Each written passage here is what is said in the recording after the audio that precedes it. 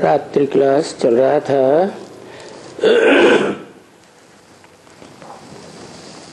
5/4/1967 पहले पेज के मध्य में बात चल रही थी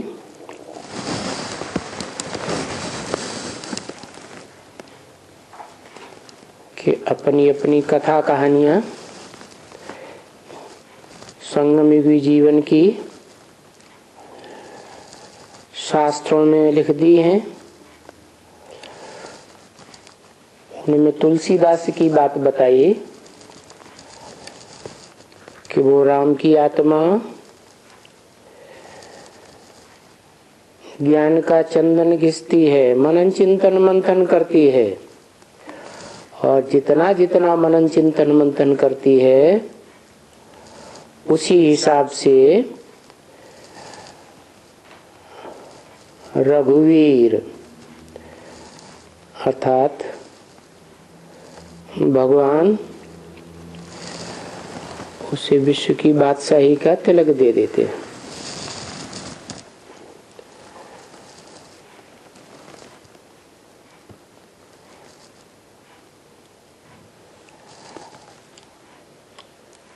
अभी संगम युग में ये नहीं,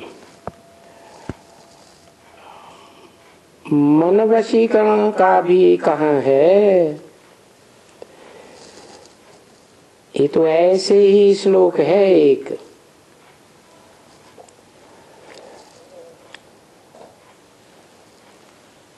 तो किसी ने कुछ कहा वशीकरण है, मन मना भाव। अब मन मना भाव याद करो बाप को।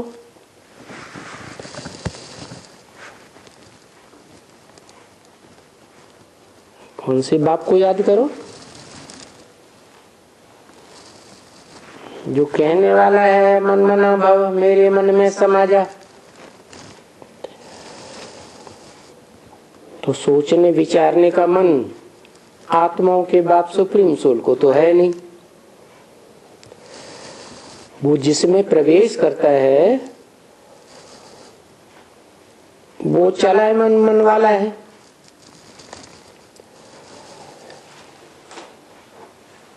और उसी बड़े बच्चे बड़ा पार्ट बजाने वाली आत्मा को सुप्रीम सोल बाप मंत्र देते हैं पहले पहले।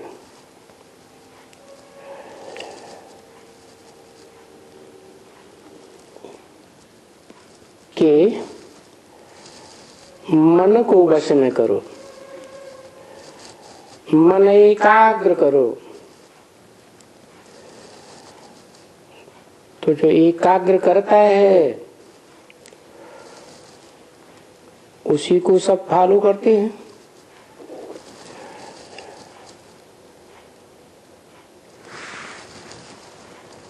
किसी ने कुछ कहा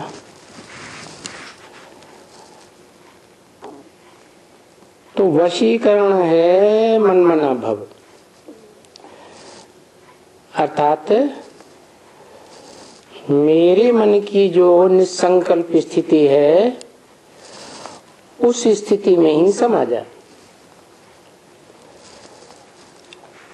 अब मन मना भव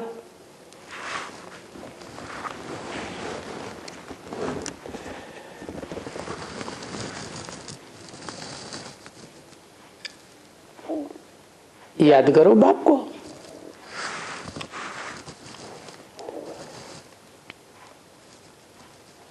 ये है बड़ी मुश्किलात। क्यों?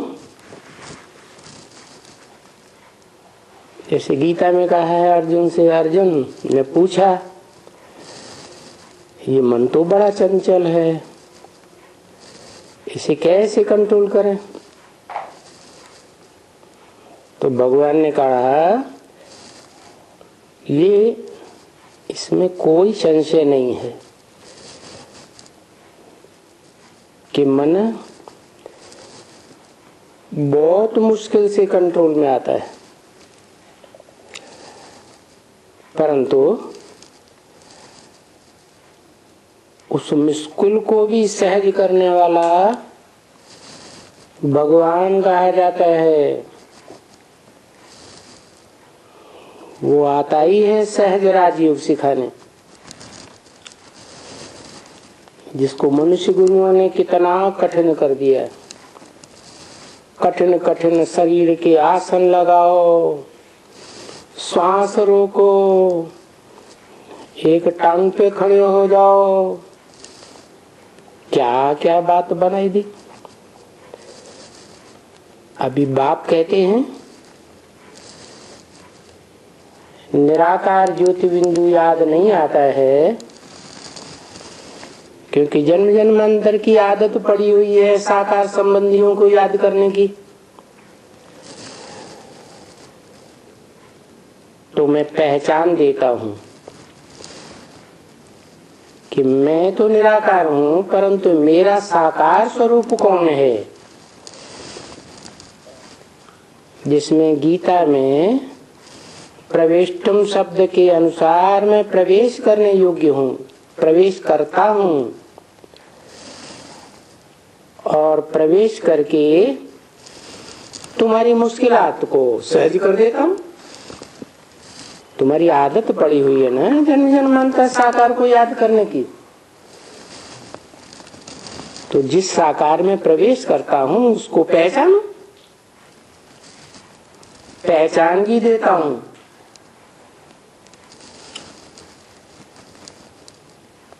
अब जो पहचानते हैं, जानते हैं, मानते हैं, उस साकार के मुख से निकली मत पर चलते हैं, तो उनके लिए सहज हो जाता है, क्योंकि उन्हें वो बड़ा रूप साकार याद आता है। जो बड़ा साकार रूप है उसे शरीर की रग रग में त्रिकालदर्शिता का ज्ञान भर जाता है। ज्ञान की रोशनी कही जाती है।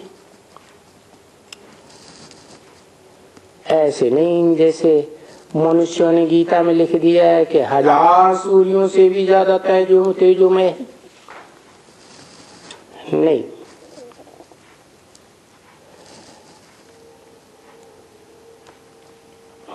वो ऐसा ज्ञान स्वरूप है। तो उस बड़े रूप को भी याद करो जो लाल लाइट के रूप में दिखाया जाता है, जिसकी यादगार सोमनाथ मंदिर में लाल लाइट का गोल पत्थर था ना, जिसे लिंग कहा जाता,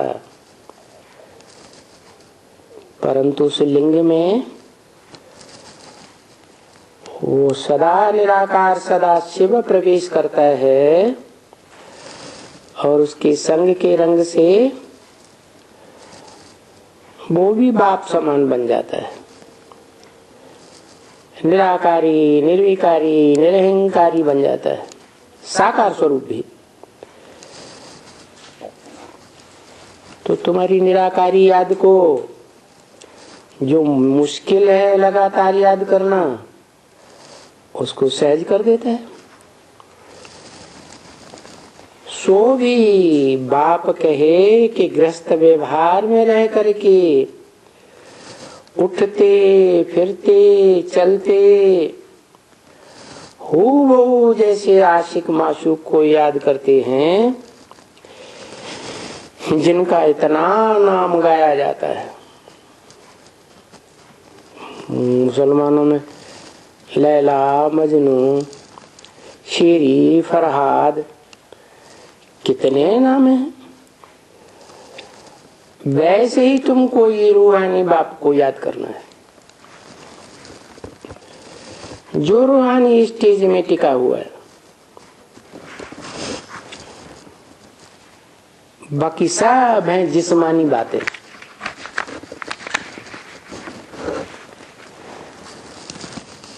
इस मनुष्य सृष्टि रूपी रंगमंच में एक ही आत्मा पार्टधारी है आदि से अंत तक।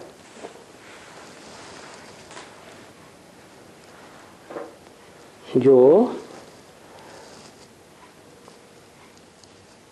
रूहानी स्टेज में रहने वाली है, जिसकी प्रैक्टिस संगम युग में ही की,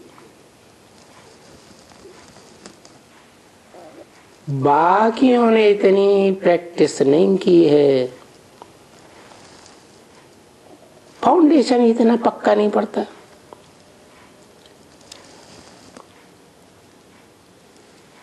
तो वो दुनिया भी आशिक माशूक भी जिस्मानी, और ये तो बिल्कुल कॉमन है, वो अनकॉमन है, और ये तो और ही कॉमन है। क्यों? क्योंकि तुमने इसको भक्ति मार्ग में अनेक जन्म याद किया है। भक्ति मार्ग में याद करते रहते हैं ना जन्म जन्मांतर। सभी आशिक उसे एक को याद करते हैं। 500-700 करोड़ मनुष्य आत्माएं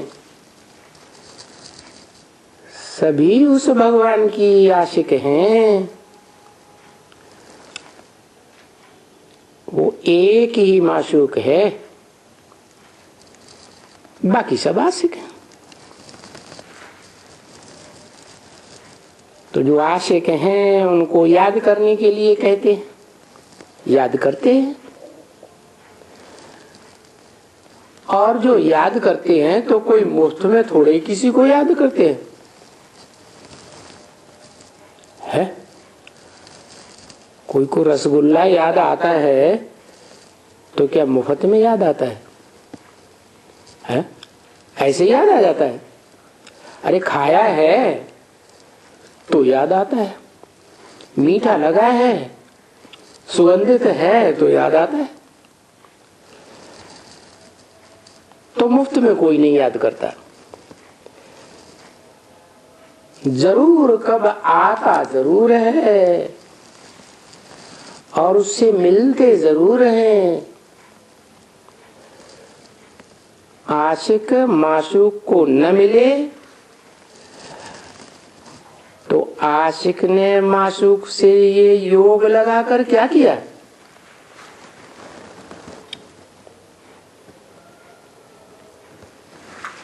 ये ऐसा माशूक है जिस पर ऊंचते ऊंच आत्मा जो पार्टधारी है, जिससे ऊंच कोई भी आत्मा नहीं है, जिस आत्मा का नाम ही है शिव, उसको शरीर नहीं होता,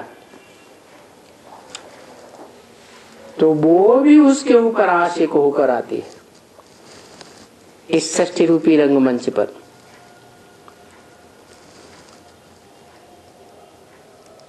तो इस माशूक से ये योग लगाकर क्या किया?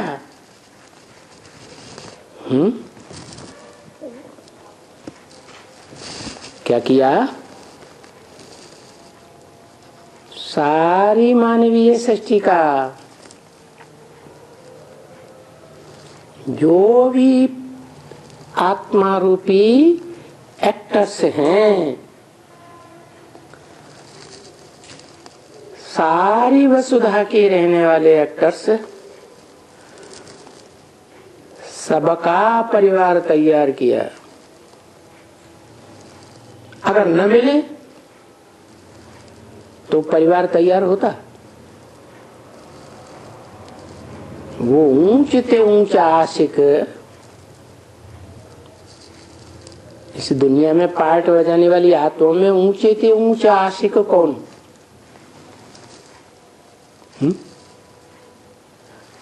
निराकार या कोई साकार?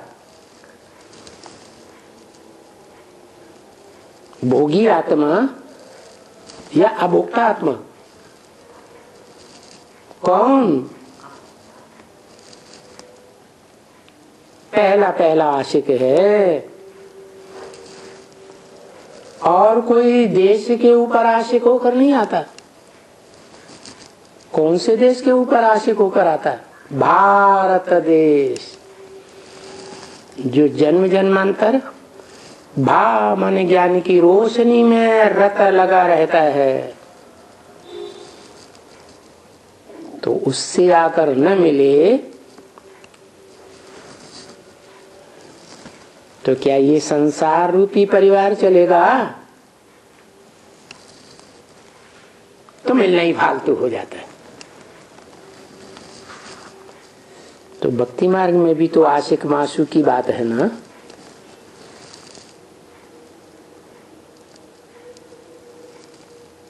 कहते हैं ना ज्ञान भक्ति और वैराग।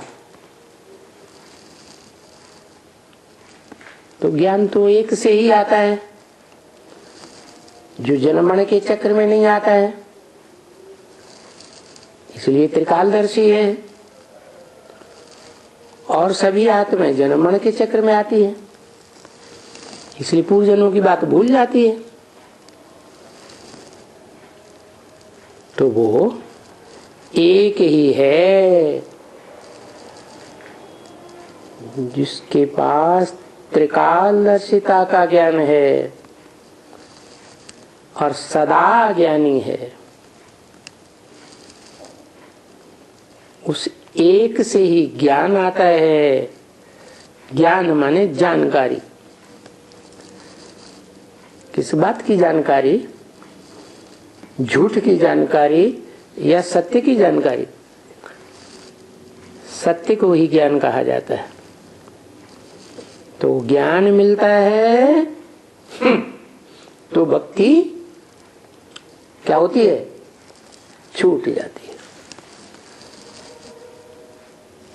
भक्ति नहीं छूटी है, कोई न कोई अंश रहता है। इससे साबित है पूरा ज्ञान नहीं मिला। तो देखो भक्ति मार्ग में भी आशिक माशूक की बातें होती हैं, तो ज्ञान मार्ग में तो कितनी गहराई होनी चाहिए। कोई ऐसे भी होते हैं जो हनुमान का आशिक बनते हैं। क्या हनुमान को रूप कैसा दिखाया है? कौन सा रूप दिखाया? मनुष्य का रूप दिखाया, राक्षस का रूप दिखाया, देवता का रूप दिखाया, कि कोई पशु पक्षी का रूप दिखाया? ऐसे पशु प्राणी का रूप दिखाया जिसमें 5 विकार अति के होते हैं।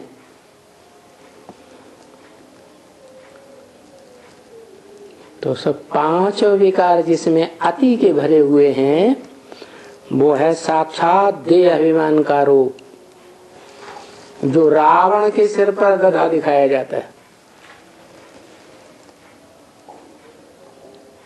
कितना भी ज्ञान स्नान कराओ, लेकिन फिर देह अभिमान की फिर दो देह अभिमान की धूल में लौट जाता है। तो कौन है इस षष्ठी रूपी रंगमंच पर, या कहो षष्ठी रूपी वृक्ष में, वो कौन से नंबर का पत्ता है? चैतन्य पत्ता है, जो पहले जन्म से ही, सतयुग के आदि से ही देह के अंग से सुख लेने के लिए चिपक जाता है। पहली आत्मा में ही ये रग भरी हुई है देह का सुख लेने की, पहले पत्ते में ही। तो जो 500 करोड़ पत्ता होगा इस षष्ठी रूपी वृक्ष का, मनुष्य षष्ठी में तो उसमें वो देह अभिमान की रग नहीं होगी। वो देह अभिमान कूट कूट कर भरा रहता है, इसलिए उसको हनुमान के रूप में दिखाते हैं। उसका देह बड़ा पहलवान, बड़ा बलिष्ठ दिखाते हैं कि लुंजुम पुंजुम दिखाते हैं, बहुत बलिष्ठ दिखाते हैं। और उस बलिष्ठ हनुमान की, बलशाली की बड़े से बड़ी छाप कौन से स्टेट में देखी जाती है? जहां गली गली में उसके देह की मूर्तियां बनी हुई है। कौन सा स्टेट है? रोड रोड पे बनी हुई है। आंध्र प्रदेश, जिस रोड पे जाओ हनुमान खड़ा हुआ है, उनको हनुमान ही हनुमान दिखाई पड़ता है। तो बताइए कि कोई ऐसे भी होते हैं, उस देह अभिमानी ब्रह्मा के पुत्र, कहो हनुमान के पुत्र विकेश, जो उसी के आशिक बनते।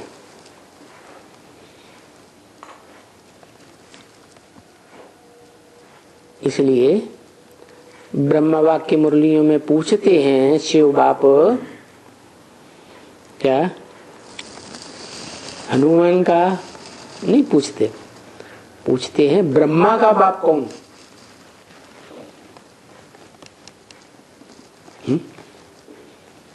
तो उसको याद करना चाहिए जो हनुमान का पाठधारी है, देह अभिमानी का पाठधारी है। पूछ कैसी दिखाते हैं विकारों में? बड़ी लंबी पूछ दिखाते हैं। तो भक्ति मार्ग में जो भक्त हैं हनुमान को याद करते हैं। अरे हनुमान राम को याद करते हैं। राम की आत्मा जब संपन्न बनती है तो उससे प्रभावित हो जाते हैं, उसे ही याद करते हैं। तो ब्रह्मा कहो, हनुमान कहो, उसका बाप कौन हुआ? उसका काम ही है मान मर्तबे वालों का मान हनन करना। क्या काम के आधार पर नाम क्या पड़ा है? हनुमान। सारी दुनिया में जितने भी मान मर्तबे वाले अपने को देहाभिमानी समझते हैं, उनके सबके मान मर्तबे को हरण कर लेता है। तो भक्त हनुमान को याद करते हैं, हनुमान राम को याद करते हैं, और राम किसको याद करते? भक्ति मार्ग में दिखाते हैं राम शंकर को याद करते, और शंकर किसको याद करते? शंकर शिव को याद करते। तो ऊंचे से ऊंचे एक को पकड़ लेना चाहिए या बिचौलियों को पकड़ना चाहिए?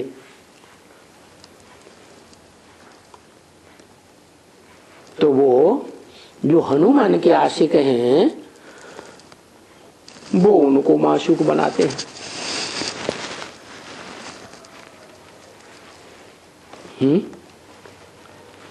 अभी हनुमान के कितने आशिक होंगे? अभी माने 1967 में हनुमान के कितने आशिक होंगे? 73 में जब पहला मेला हुआ था दिल्ली रामलीला ग्राउंड में, तब तो बताया कि 1 करोड़ आत्माओं को संदेश मिल गया पहला मेला होने तक। जबकि उससे पहले ढेर प्रदर्शनियां हो चुकी थी शहरों शहरों में, गांव गांव में। और फिर क्या हुआ? संदेश मिला होगा ना, प्रोजेक्टर हो चुके, भाषण हो चुके, कितनों को पर्सनली भी समझाया होगा। तो टोटल 73 में बताया 1 करोड़ को ज्ञान अमृत प्रतिगमन, 1 करोड़ को संदेश मिला। तो बताओ अभी मैंने 67 तक कितनों को मिला होगा?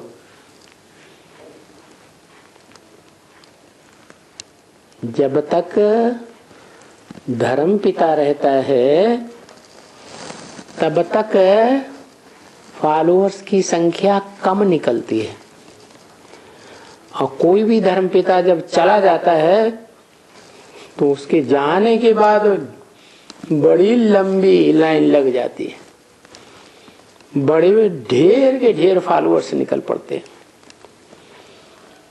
तो ऐसे ही हुआ। द्वैतवादी द्वापर युग जब शुरू होता है,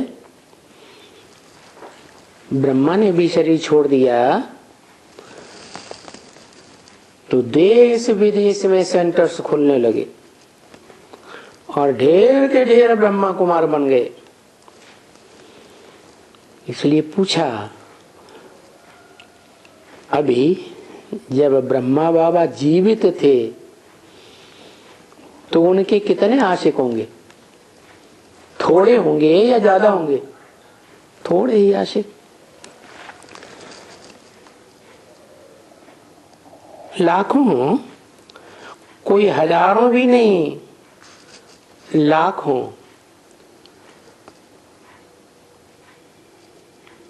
कब की बात बताई?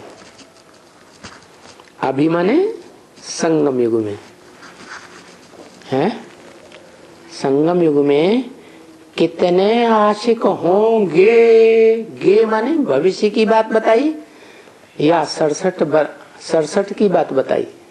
67 की भविष्य की बात पूछी तो अंत तक कितने हो जाएंगे उनके फॉलोअर्स हैं? जितने भी ब्रह्मा कुमार कुमारी देह अभिमानी हैं, जिन्होंने ब्रह्मा की गोद को प्रेफरेंस दिया, कुखवंशावली ब्राह्मण हैं, वो सब देह अभिमानी ब्राह्मण सत्युग में जाकर के नीची कुरी के देवता बनते हैं। दूसरी तीसरी चौथी पीढ़ी, 7वीं 8वीं पीढ़ी के। और वो सभी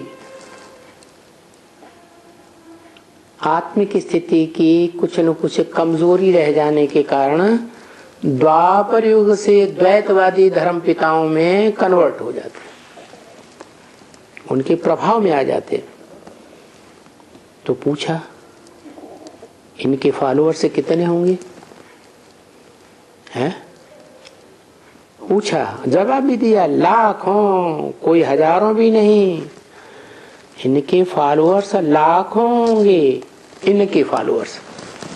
तो पहले जन्म की सत्युग की बात बताई फॉलोअर्स की, या अगले जन्मों में? अगले जन्म में तो दूसरे नारायण आ जाएंगे, तो उनके फॉलोअर्स और ऐड होंगे। तो कौन से जन्म की बात बताई? पहले जन्म में। पहले जन्म में कितने होंगे? हा?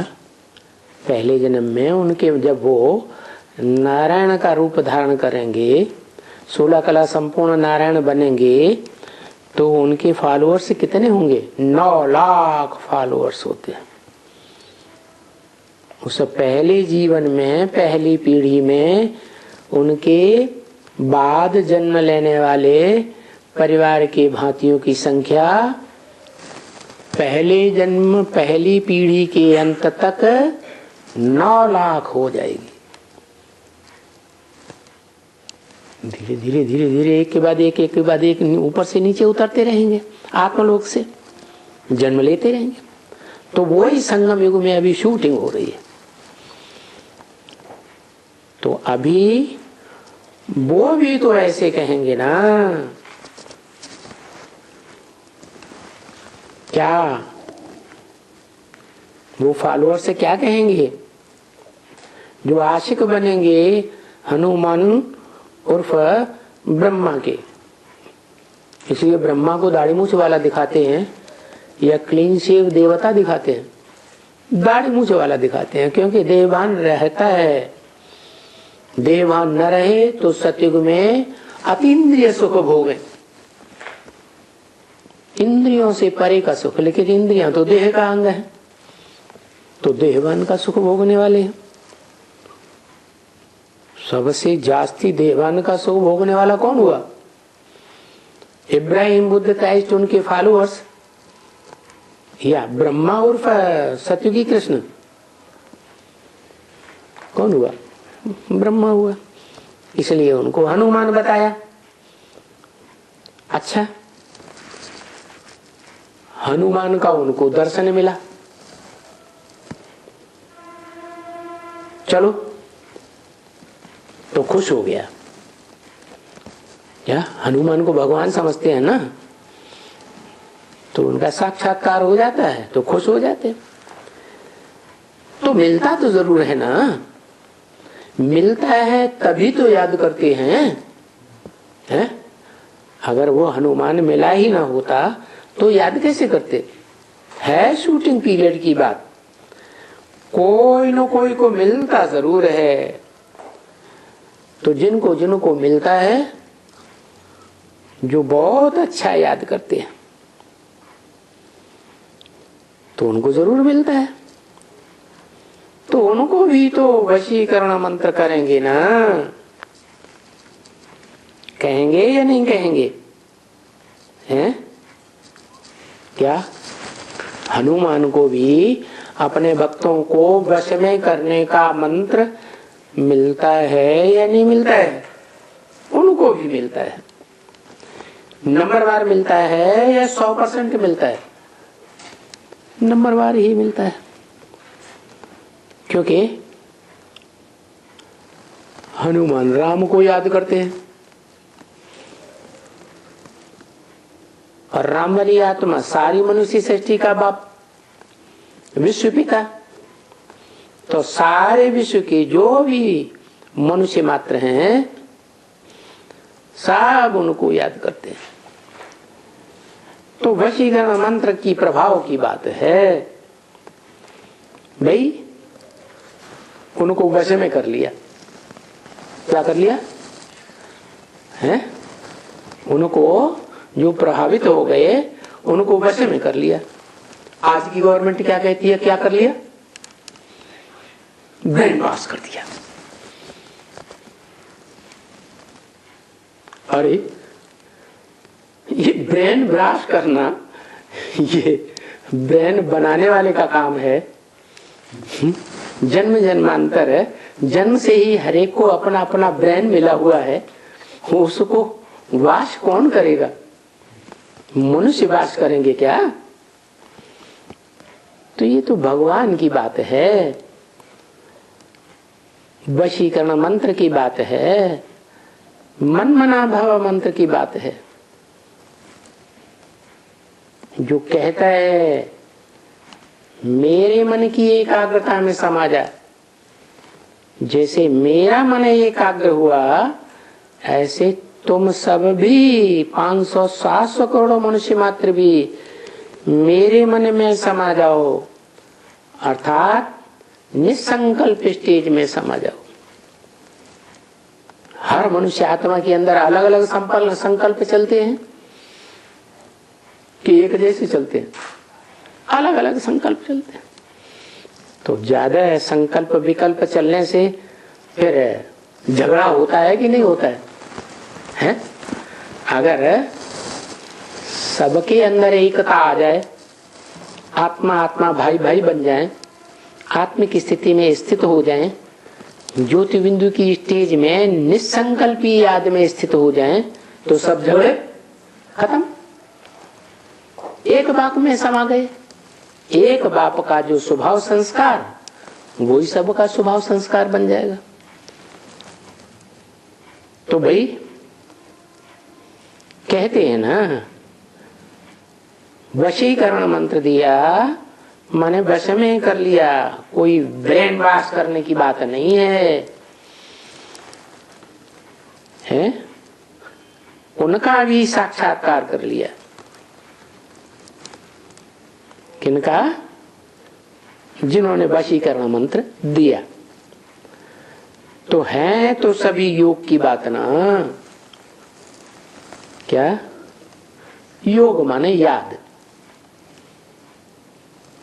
जिसकी वश में हो गए, जरूर उसको याद किया तो उसमें आसक्त हो गए। रसगुल्ला खाया तो उस समय जब याद आई तो रसगुल्ले के ऊपर आसक्त हुए ना, तब तो इच्छा पैदा हुई। तो कहते हैं भाई उनको वश में कर दिया, उनका भी साक्षात कर लिया। तो है तो सभी युग की बात। तुम बच्चों को भी बाप को याद करना है। कौन सा बाप? तुम बच्चे क्या हो? सिर्फ आत्मा हो या शरीर धारण करने वाली आत्मा हो? है तुम आत्मा के साथ साथ शरीर धारण करने वाली आत्मा भी हो। जो तुम आत्माओं का बाप है शिव, वो शरीर धारण नहीं करता। शरीर में बल प्रवेश भी करता है तो भी शरीर के प्रति आसक्त नहीं होता, इसलिए उसको देह का जन्म भी नहीं मिलता। और तुम देहधारियों में आसक्त होते आए हो जन्म जन्मांतर। तो जिस देहधारी बाप से, मनुष्य सृष्टि के बाप से 84 के चक्र में किसी जन्म में सबसे जास्ती आसक्त हुए, सबसे जास्ती जिससे प्रभावित हुए, वो मनुष्य सृष्टि के बाप को याद करना, जिसको सभी धर्म पिताएं भी मानते हैं। क्या मानते हैं?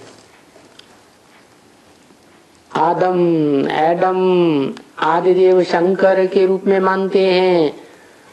मानते तो हैं लेकिन बेचारे क्या जानते नहीं है। तो वो जानकारी देने के लिए कि इस मनुष्य सृष्टि का हीरो पार्टधारी आदि से लेकर सृष्टि के अंत तक पार्ट बजाने वाला कौन है, वो बताने के लिए आत्माओं का बाप हेवनली गॉड फादर शिव इस सृष्टि पर आते हैं। तो उस बाप को याद करेंगे तो तुम माया पर जीत पहन लेते हो। क्योंकि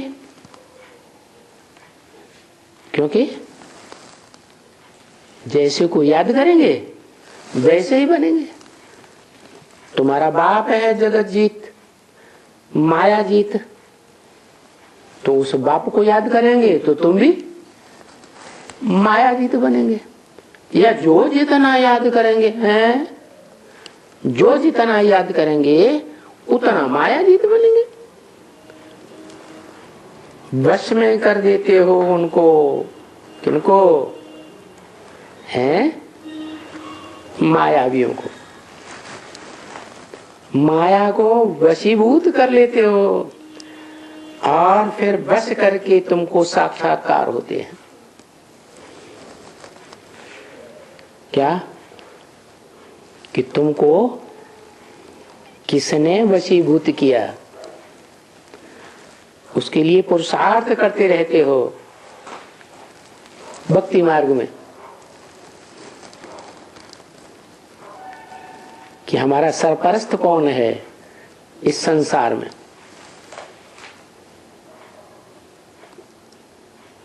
कौन है जिसके आधार पर हमारा सुधार होता है। तो पुरुषार्थ करते रहते हो। पुरुषार्थ माने, पुरुष माने आत्मा, अर्थ माने आत्मा के लिए जो प्रयत्न करते हो, जो पुरुषार्थ परम पिता परमात्मा ही सिखाते हैं।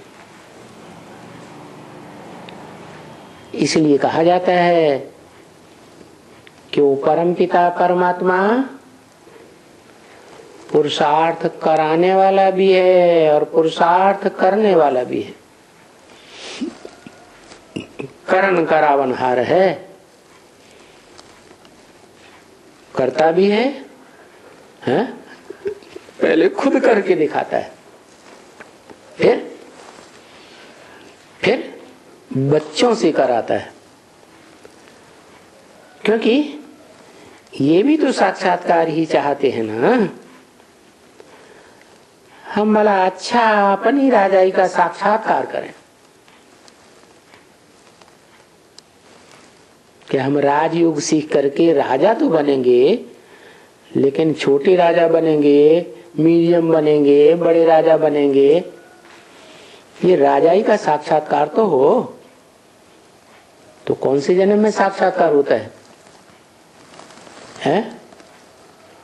ये षष्ठी रूपी रंगमंच का शूटिंग पीरियड है, कलयुग का अंत और सतयुग का आदि का 100 साल का समय, जिसमें हर मनुष्य आत्मा को अपने अनेक जन्मों का साक्षात्कार होता है। किस जन्म में हमने क्या राजाई प्राप्त की, कहाँ राजा बने, कितने बड़े राजा बने, छोटे बने, बड़े बने, वो अभी बुद्धि का साक्षात्कार होता है। अभी माने कभी संगम युग में। नर से नारायण, नारायण बनने का साक्षात्कार करें। कौन से नंबर के नारायण बनेंगे?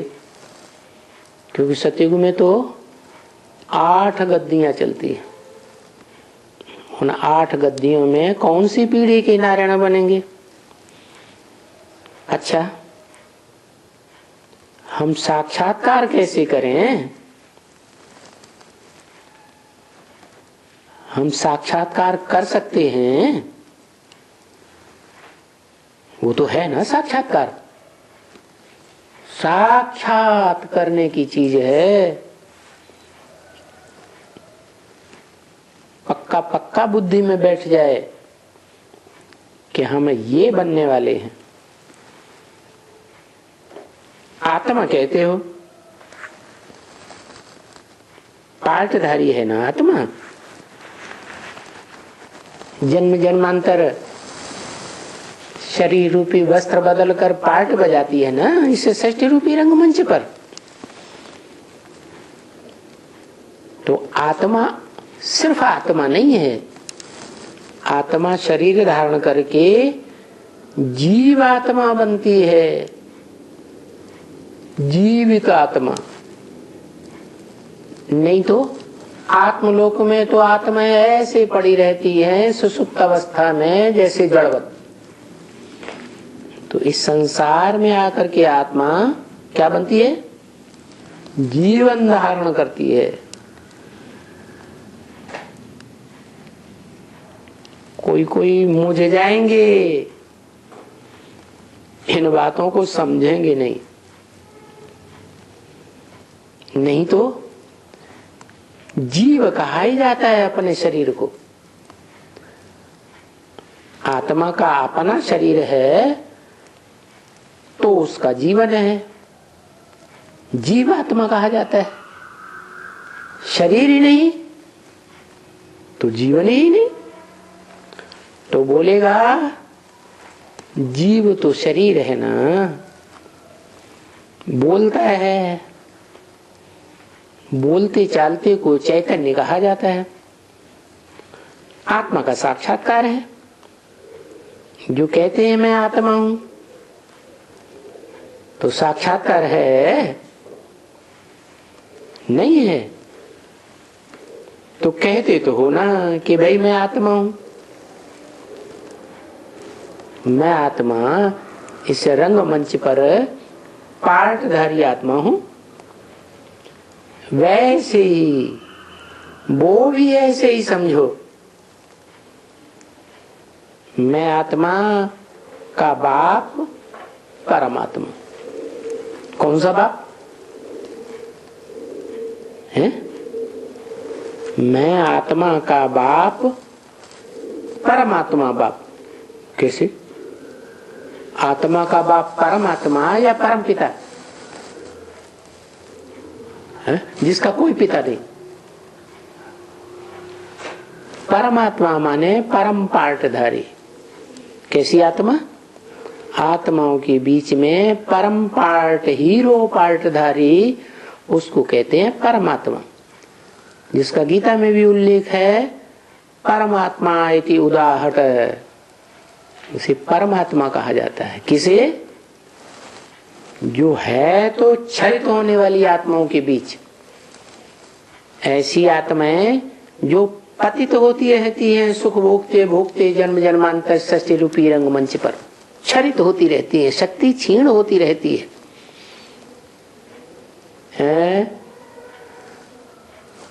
शक्ति क्षीण होती रहती है। लेकिन जो भी शरीरधारी आत्माएं हैं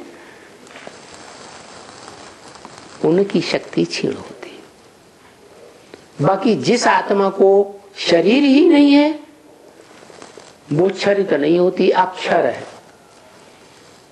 इसलिए दो प्रकार की कैटेगरीज बताई आत्माओं की। एक अक्षर जो कभी भी क्षरित नहीं होता।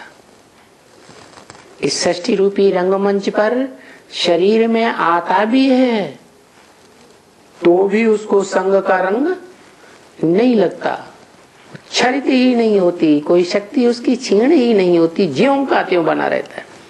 इसलिए उसका नाम है सदाशिव। परंतु वो कहता है मैं इस सृष्टि पर आता ही इसीलिए हूं कि तुम बच्चों को नंबरवार आप समान बना कर जाऊं। तो जरूर कोई एक बड़ा बड़ा बच्चा ऐसा है आत्मा रूपी बच्चों के बीच में जो शिव बाप के समान सदा शिव बनता है। जैसे बाप अपने परिवार का कल्याणकारी होता है, ऐसे वो मनुष्य सृष्टि का बाप 500-700 करोड़ मनुष्य सृष्टि का कल्याणकारी बाप है। सदा कल्याण का चाहता है, किसी बच्चे का कल्याण नहीं चाहता। तो मैं आत्मा का बाप कौन? परमात्मा बाप। मैं आत्मा जो भोक्ता आत्मा हूं, क्षरित होने वाली आत्मा हूं, तो क्षरित होने वालों का बाप भी कैसा होगा? क्षर या अक्षर? क्षर माने क्षरित होने वाला, बाप भी जरूर क्षरित होने वाला ही है। सृष्टि की आदि में जब तक संगम युग रहता है, नई सृष्टि सतयुग नहीं आती है, पहला सीन जब तक नहीं आता है तब तक अक्षर रहता है और फिर वो आत्मा भी क्षरित होना आरंभ होती है।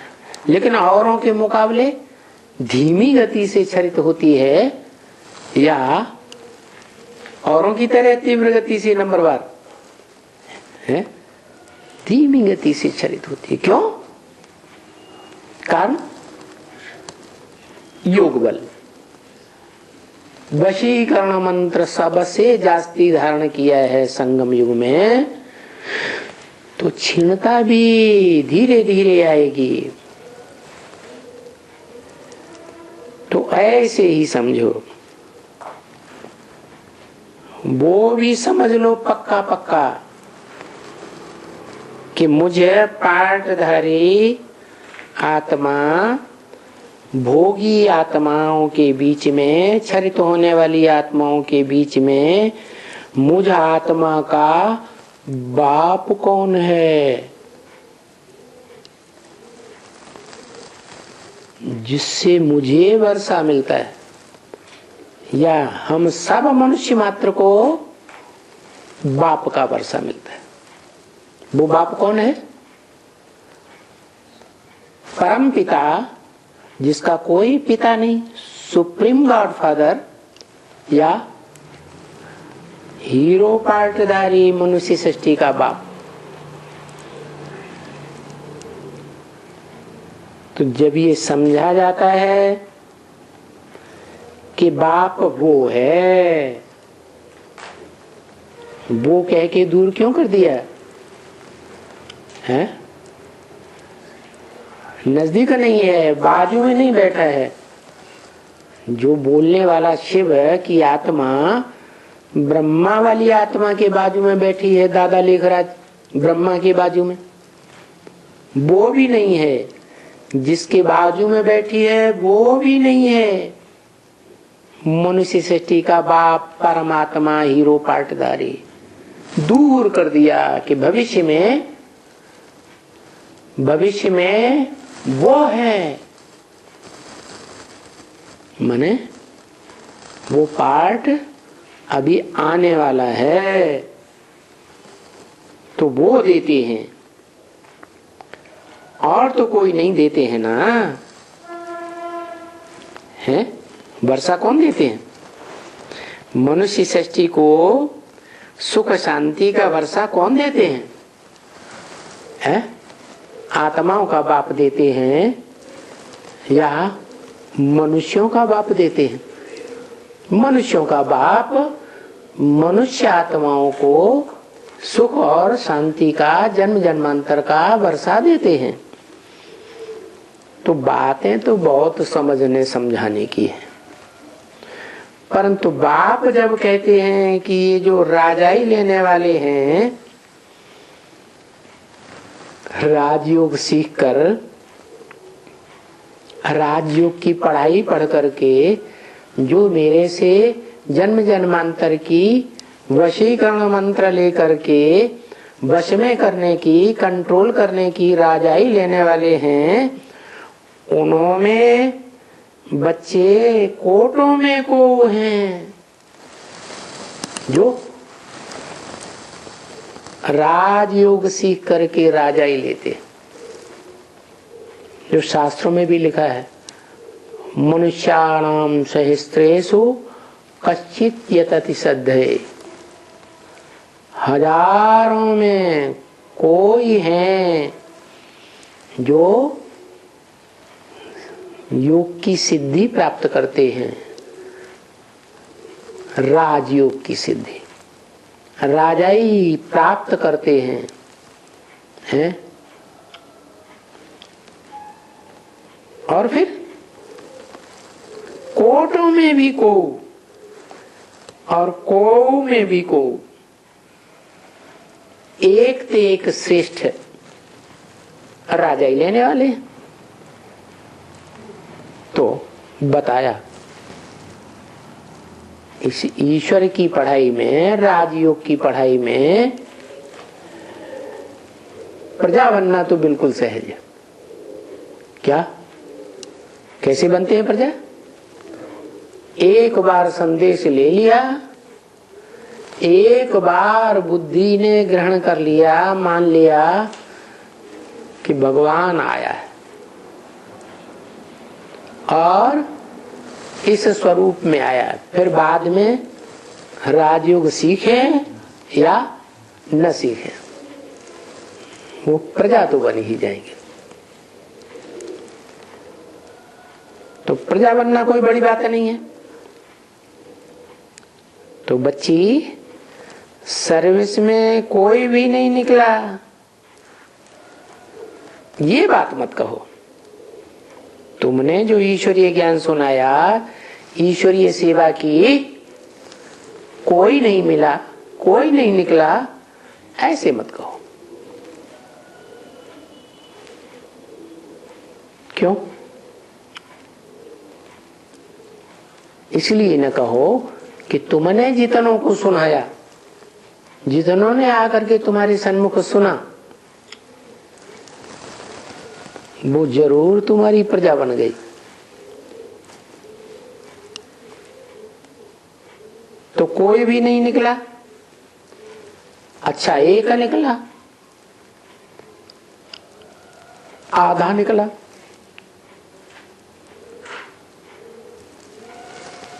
एक निकला, पूरी पढ़ाई नहीं पढ़ी, आधे में छोड़ दी तो आधा तो निकला।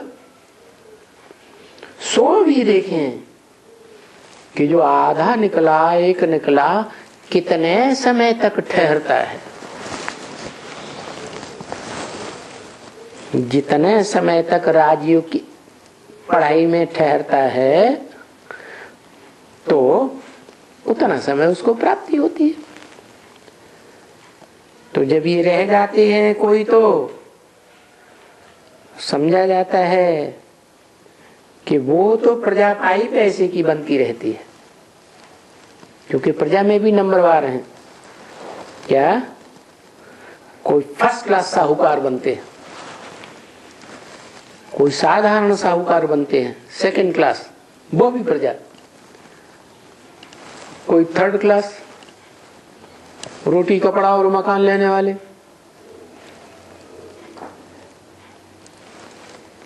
कोई गरीब, तो फोर्थ क्लास प्रजा भी होती है। जो समझते हैं ये कुछ अच्छा समझ जाएगा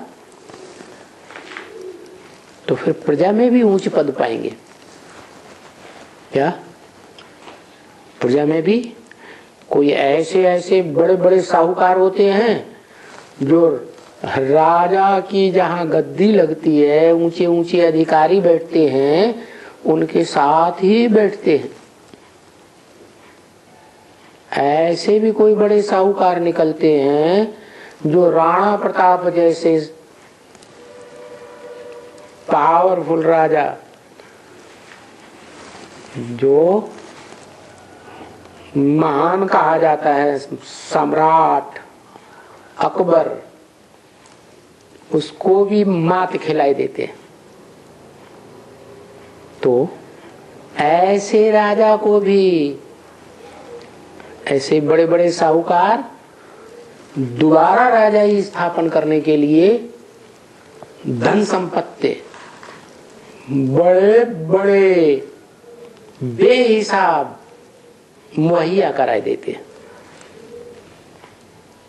तो प्रजा में भी ऊंच पद पाने वाले होते हैं ना, तो नंबरवार समझने वाले, और सो भी जितना तुम आगे चलते जाएंगे और तुम्हारी समझ वृद्धि को पाती जाएगी।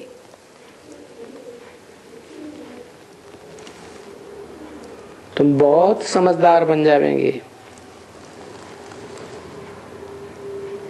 ये ज्ञान कोई व्यर्थ थोड़ा ही है। ये राजयोग की पढ़ाई व्यर्थ तो नहीं है ना बच्चे। इस ड्रामा को तो समझते हैं ना। Nothing new. कल पहले भी ऐसे ही पार्ट बजाया था। समझने वाले समझते हैं, नहीं समझने वाले नहीं समझते हैं। पुरुषार्थ करने वाले पुरुषार्थ करते हैं, कोई कम कोई ज्यादा। तो दुखी नहीं होना चाहिए कि इतनों को ज्ञान सुनाया, कोई नहीं निकला, या एक ही निकला, आधा निकला। जो कुछ हम करते हैं उससे अर्थ निकलता है, व्यर्थ कुछ भी नहीं जाता है। हम ब्राह्मणों का जो भी पुरुषार्थ किया, जो भी सेवा की, यज्ञ में ईश्वरीय ज्ञान की, वो सब सार्थक है। ज्ञान की सेवा नहीं की, वाचा की नहीं की, कर्मणा की, वो भी सार्थक है। रावण राज्य में व्यर्थ जाता है, सब कुछ व्यर्थ चला जाता है, कुछ भी कमाई नहीं होती। और ये कौन सा राज्य स्थापन हो रहा है?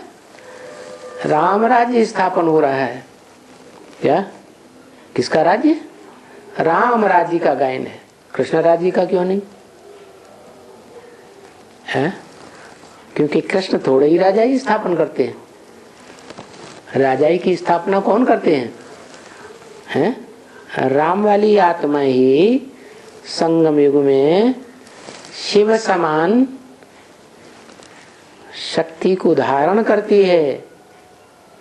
प्रैक्टिकल जीवन में राजयोग के द्वारा वशीकरण मंत्र से, तो उसी का गायन है राजाई लेने का, और उसी की राजाई गाई जाती है। राम राज्य।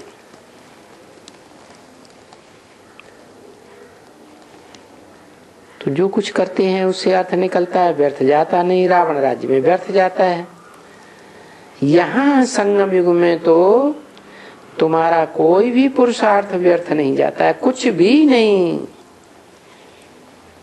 कदम कदम जो भी यहाँ इस यज्ञ में सेवा में उठाते हो, इस समय तरफ तो सब कुछ तुम्हारा सार्थक ही होता है। ओम शांति। इसको प्रश्न पूछ वार्तालाप हो रहा है। भगत का कुछ तो कल्याण हो। साकार को याद करने वाली आत्मा सबसे जास्ती कौन है? 500-700 करोड़ आत्माओं के बीच जगदम्बा। जल्दी जवाब दे, उसका वाइब्रेशन पकड़। क्योंकि सबसे ज्यादा संग साथ उन्होंने ही तो लिया। फिर उसका रिजल्ट क्या आता है? फल क्या मिलता है उनको? वो सबसे जास्ती साकार को याद कर लेती है तो उसको क्या फल मिलता है? सबसे ज्यादा नजदीक रहते हैं। नहीं वो तो ठीक है, सबसे ज्यादा नजदीक रहती है तो सबसे ज्यादा याद करती है। मिलन मेला, नजदीक रहना ही माने मिलन मेला। सबसे ज्यादा पावरफुल बनती है। हाँ, सारी दुनिया को कंट्रोल करती है। राज करेगा खालसा। लक्ष्मी को भी कंट्रोल करती है, रुद्रमाला के दूसरे मणके को भी कंट्रोल कर लेती है, काशी माँ को भी कंट्रोल कर लेती है, गंगा को नहीं, गंगा को भी कंट्रोल कर लेती है। उनको भी क्या, जबकि गंगा की सवारी दिखाते हैं। थोड़े समय में नहीं तो जगदम्बा कैसे कही जाएगी? एक प्रकृतिपति बाप को छोड़कर सबको कंट्रोल कर लेती है।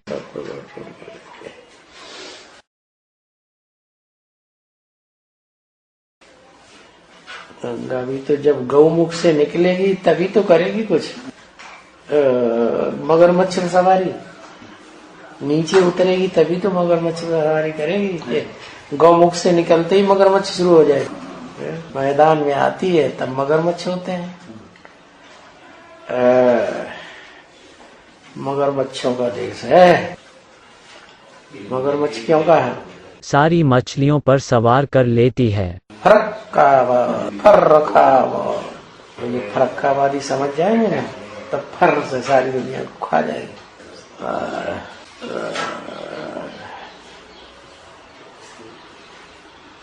देह को याद करती है, साकार को याद करती है। जन्म जन्मांतर साकार में आना चाहिए। तो देह अभिमानियों के संग में आएगी कि नहीं आएगी? बच्चों के संग में नहीं आएगी? आएगी। है, बच्चे तो उसके पेट में घुस करके रहेंगे।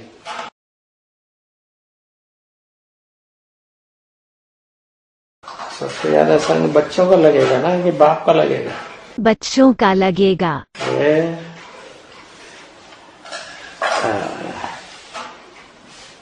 देखो कितनी कमाल महिमा है देह रूपी मिट्टी की। इसीलिए सबको सहज हो जाता है।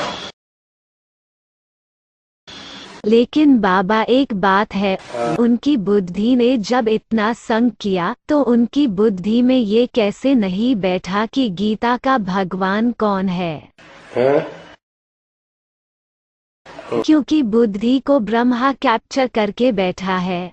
अम्मा बच्चे से ज्यादा लाड़ प्यार करती है कि पति से ज्यादा लाड़ प्यार करती है? पति तो साकार में है और बच्चा तो एक तरफ से कहेंगे कि बच्चा 9 महीने पेट में रहता है, पति तो क्षण भर के लिए बीज डाला खेल खलास। बीज डालना वो तो ठीक है, लेकिन इतना संग जो लिया उसका क्या? इतना लिया है, लेकिन बच्चे का संग कितना लिया माता ने? बच्चा तो आत्मिक रूप में प्रवेश है। आत्मिक रूप में प्रवेश है, शरीर नहीं बच्चा होता है। शारीरिक रूप में तो नहीं है। शारीरिक बच्चा नहीं होता है, शरीर भी तो बच्चा ही होता है। बाप जो पैदा करता है वो शरीर पैदा करता है कि आत्मा पैदा करता है? शरीर है तो अभी कृष्ण बच्चा देवहान वाला है, हनुमान है, क्या आत्मा है? उसकी तो देह बलिष्ठ दिखाई जाती है। एक और दक्षिण भारत में उसी की यादगार है, जैनियों में ज्यादा मान्यता है उसकी, बाहुबली। गोमटेश्वर है उसका नाम। कहाँ है? बेल गोला। इंदिरा गांधी गई थी स्नान करने। उस मूर्ति को एक ही पत्थर से बनाया और ऐसे नहीं कि कहीं से लाया गया, वो एक पूरा पहाड़ था, उसी को काट करके बना। देख लो, इंदिरा गांधी ही क्यों गई स्नान कराने, उसका क्या रहस्य? ये किस बात कहाँ की यादगार है?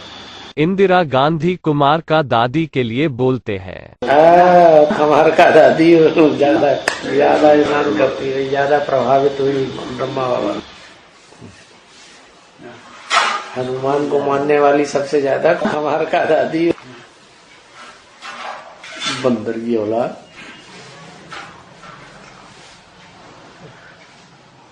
ब्रह्मा कुमारी से पूछो तुम्हारी कुमार का दादी किसकी औलाद, तो बताओ बड़े बंदर की औलाद। गुस्से में आएंगे।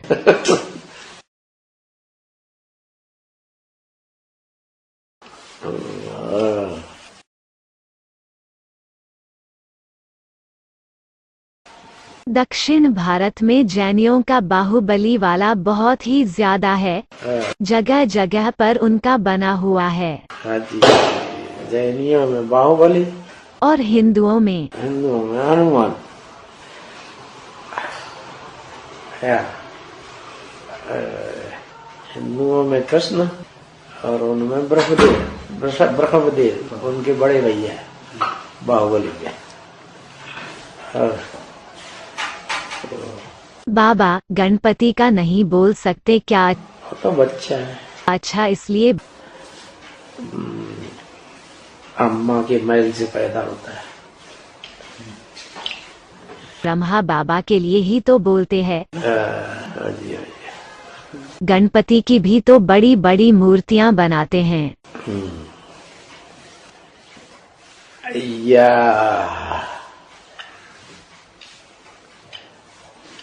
नॉर्थ इंडिया में भी बनाने लगे, वो देखिए करोल बाग के पास। नॉर्थ इंडिया में जानवरों की भी पूजा करेंगे ना, तब प्रधान बनेंगे, जानवरों को भी भगवान मानेंगे। आंध्रा में शहर शहर में हनुमान की मूर्ति है क्या? शहर शहर में नहीं है, रोड में क्या?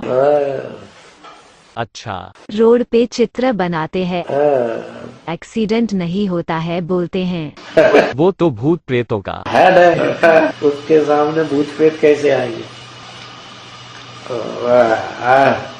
इसलिए बालाजी में ले जाते हैं भूत प्रेतों को निकालने के लिए। दक्षिण भारत में बालाजी बोलेंगे तो तिरुपति है। तिरुपति ही तो कृष्ण है। लेकिन उत्तर भारत में बालाजी के हनुमान के मंदिर है। बाल समय रवि भक्ष लियो, बचपन में उन्होंने सूर्य को खा लिया, तब तीनों लोक भयो अंधियारो। कहाँ की यादगार? यज्ञ के आदि में। यज्ञ के आदि में 42 के बाद उसका प्रभाव नष्ट कर दिया सूर्य, अब खुद बन के बैठ गए।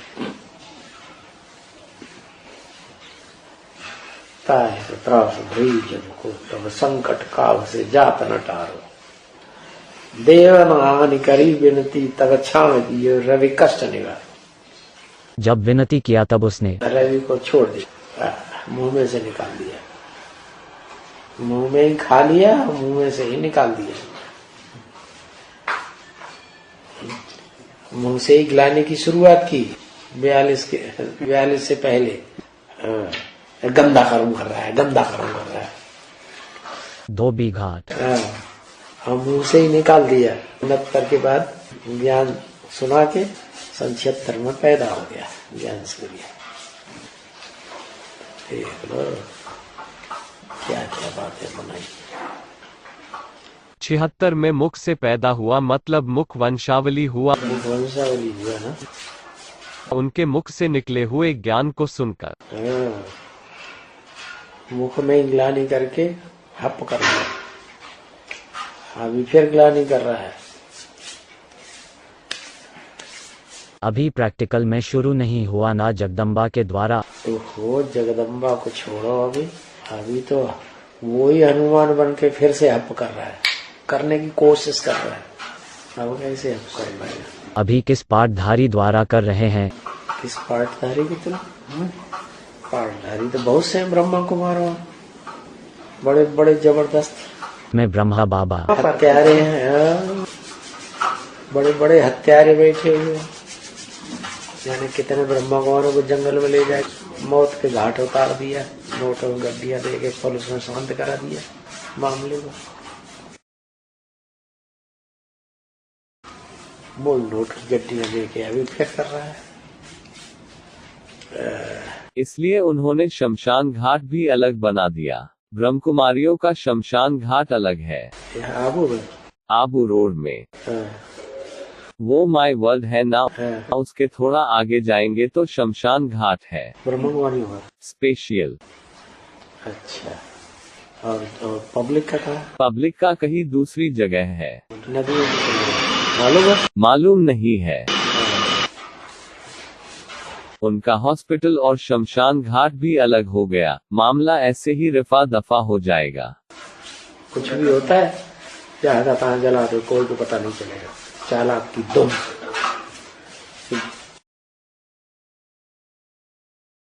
क्रिश्चियंस होते ही ये बड़े चालाक, नस नस में चालाकी भरी गई। वैसे भी लंबे समय तक रमेश भाई कंट्रोल किया था। यार